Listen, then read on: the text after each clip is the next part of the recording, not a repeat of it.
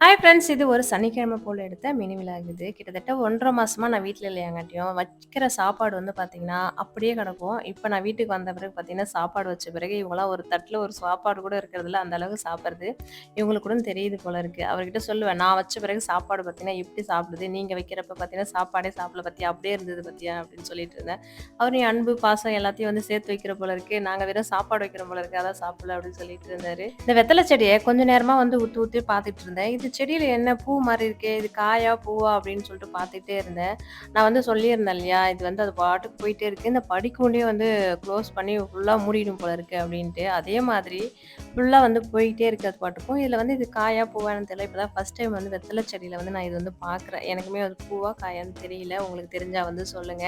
அன்னைக்கு காலையிலேயே வந்து பார்த்தீங்கன்னா, தங்கச்சி வந்து வீட்ல வந்திருக்காங்கன்றதால கொஞ்சம் கடல வந்து எடுத்து வச்சிருந்தேன். சப்பாத்திக்கு வந்து செய்யலான்றதுக்காக. அதுதான் வந்து வேக வச்சிருந்தேன்.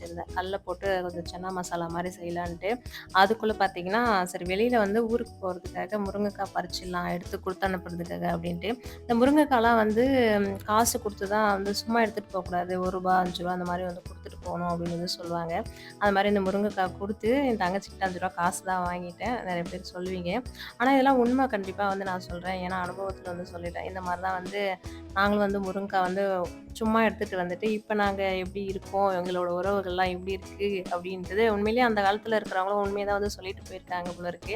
அந்த மாரி என் தங்கச்சிக்கிட்ட முருங்கைக்காய் வந்து குடுத்துட்டு ஒரு ரூ. 5 வந்து காசு வாங்கிட்டேன். இந்த முருங்கை மரம் பார்த்தீங்கன்னா, அம்மா தான் சும்மா வந்து தெருவுக்கு நேரா இருக்கும். அந்த மாரி வச்சுட்டு போயிருந்தாங்க. அது வந்து இந்த டைம் வந்து எப்பவுமே வந்து உயரம் வந்து போக விட மாட்டேன். உடைச்சு உடைச்சு விட்டுருவேன். எதுக்கு தெருவுல வந்து இருக்கு இவ்வளோ பெரிய மரமா இருக்கணும் அப்படின்ட்டு. இந்த டைம் தான் சரி பெருசா போகட்டுமே, காய் வந்து நெறையா வைக்கட்டும் சீசனுக்கு அப்படின்ட்டு விட்டுருந்தேன்.